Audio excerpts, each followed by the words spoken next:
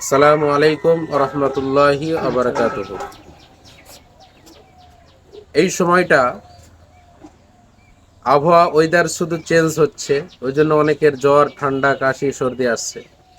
এই জ্বর সম্বন্ধে আল্লাহ নবী সাল্লাল্লাহু আলাইহি সাল্লাম বলেছেন, যদি কোনো ইমানদার ব্যক্তির জ্বর যদি আসে আর সেই জ্বরের উপরে সে যদি সবর করে, ধৈর্য ধারণ করে, আর তার অসুস্থতার কারণে সেই বান্দা যদি পড়ে লা ইলাহা ইল্লা আনতা সুবহানাকা ইন্নী কুনতু মিনাজ জালিমিন, সেটা হচ্ছে দোয়ায়ে ইউনুস।